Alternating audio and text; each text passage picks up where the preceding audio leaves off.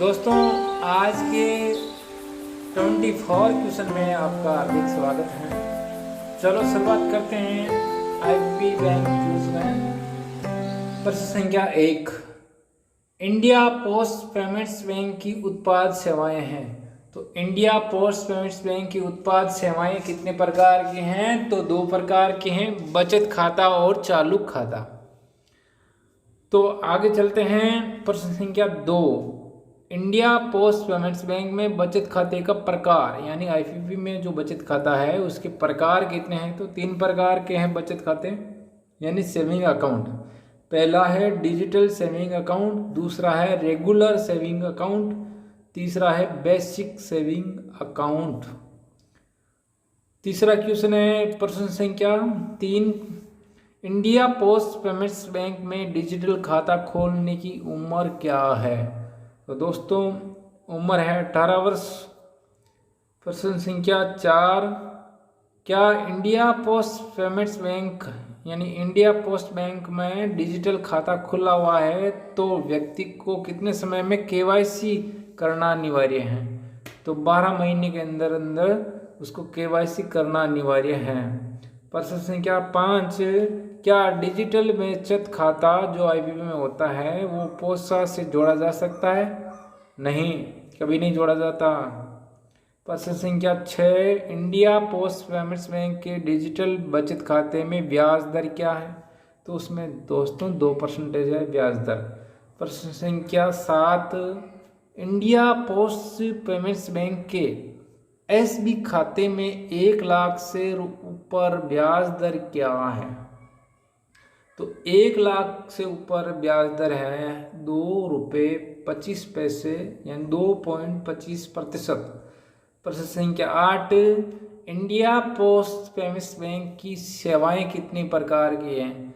सेवा तो है वैसे बचत और सेविंग, पर सेवाएं जो अलग अलग प्रकार की सेवाएं दे रहा है वो तो 7 प्रकार की सेवाएं हैं। पहला है mobile banking, SMS banking, miss call banking, phone banking, IPP and POSA linkage, digital life certificate, domestic money transfer, जिसमें एनएफटी, आरटीजीएस, आईएमपीएस वगैरह जो आते हैं वो।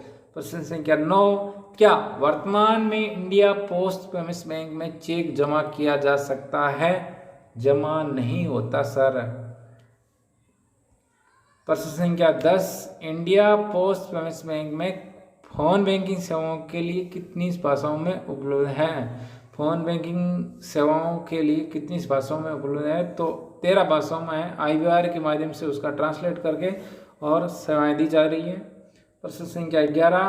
क्या इंडिया पोस्ट पेमेंट्स बैंक में 5 वर्ष तक के बच्चे को आधार बनाया जाता है? यस, बनाया जाता है सर। प्रश्न संख्या 12। क्या इंडिया पोस्ट पेमेंट्स बैंक में द्वार बैंकिंग सेवाओं में एक नया खाता खोलने पर चार्ज कितना है? 0, कोई चार्ज नहीं है नया खाता खोलने में, द्वार बैंकिंग के द्वारा हो चाहे एक्सेस पॉइंट पे हो। प्रश्न संख्या 13। इंडिया पोस्ट पेमेंट्स बैंक में द्वार बैंकिंग सेवाओं में होम डिलीवरी समय कितना है?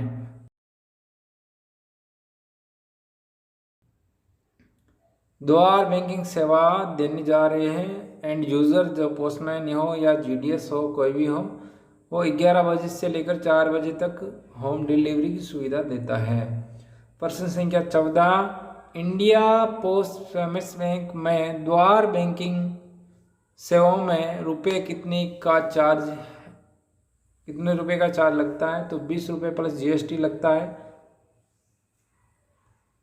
प्रश्न संख्या 15। क्या इंडिया पोस्ट पेमेंट्स बैंक के द्वार बैंकिंग सेवाओं में बैलेंस जांच करने के लिए चार्ज कितना है? तो बैलेंस चेक करने के लिए कोई चार्ज नहीं है, 0 बैलेंस, कोई चार्ज नहीं है। प्रश्न संख्या 16। इंडिया पोस्ट पेमेंट्स बैंक द्वार बैंकिंग सेवाओं में जमा निकासी में चार्ज कितना है? द्वार बैंकिंग में जमा निकासी में जीएसटी यानी 20 रुपये प्लस जीएसटी है। प्रश्न संख्या 17। इंडिया पोस्ट पेमेंट्स बैंक में 2 लाख से ज़्यादा भेजने या 2 लाख रुपए से ज़्यादा भेजने के लिए कौन सी सेवा प्रदान की जाती है या कौन सेवा का प्रयोग करते हैं? कौन सी सेवा का प्रयोग करते हैं? तो आरटीजीएस 2 लाख से ऊपर भेजना है तभी ही करते हैं। प्रश्न संख्या 18, आईबीबी में प्रतिदिन नेफ्ट में मोबाइल बैंकिंग सेवाओं में लिमिट कितनी है? तो नेफ्ट के अंदर लिमिट है 1,00,000 रुपये। प्रश्न संख्या 19, इंडिया पोस्ट पेमेंट्स बैंक में प्रतिदिन आरटीजीएस करने के लिए मोबाइल बैंकिंग सेवाओं में लिमिट कितनी है? मोबाइल बैंकिंग सेवाएं हैं उसमें लिमिट 5,00,000 रुपये हैं। प्रश्न संख्या 20, आईबीबी में एक्सेस पॉइंट पर नेफ्ट और आरटीजीएस करवाना हो तो लिमिट कितनी है? तो कोई लिमिट नहीं है, नो लिमिट। एक्सेस पॉइंट पे जाते हैं, एनएफटी आरटीजीएस करते हैं तो कोई लिमिट नहीं है। प्रश्न संख्या 21, आईबीबी में एक्सेस पॉइंट पर यूपीआई करने पर प्रतिदिन लिमिट कितनी है? तो 20,000 रुपये। एक्सेस पॉइंट पे हो तो 20,000 रुपये, मोबाइल बैंकिंग के द्वारा करना है तो 10,000 रुपये। प्रश्न संख्या 22, इंडिया पोस्ट पेमेंट्स बैंक में हेड पोस्ट ऑफिस में एसबी खाते में जमा की लिमिट कितनी है? तो नो लिमिट, कोई लिमिट नहीं है हेड पोस्ट ऑफिस में। प्रश्न संख्या 23, इंडिया पोस्ट पेमेंट्स बैंक में उप डाकघर में खाते में जमा की लिमिट कितनी है? उप डाकघर में जाते हो और वहाँ आपका खाता है और तब लिमिट बताना है तो कोई लिमिट नहीं है, आप कितना ही जमा करा सकते हो। प्रश्न संख्या 24, इंडिया पोस्ट पेमेंट्स बैंक में हेड पोस्ट ऑफिस में और उप डाकघर में विड्रॉल की लिमिट कितनी है? चाहे सब पोस्ट ऑफिस हो चाहे हेड पोस्ट ऑफिस हो, 20,000 रुपये आप निकाल सकते हैं। बीओ में 10,000 रुपये जमा कर सकते हैं। ये बीओ यानी ब्रांच पोस्ट ऑफिस जो शाखा डाक कार्यालय है उसमें 10,000 रुपये जमा कर सकते हैं, 10,000 रुपये निकाल सकते हैं। दोस्तों ये वीडियो कैसा लगा? अच्छा लगा तो लाइक करें, अपने दोस्तों को शेयर करें और ये जो आप PDF है ये भी आप नीचे दिए लिंक से डाउनलोड कर सकते हैं। धन्यवाद।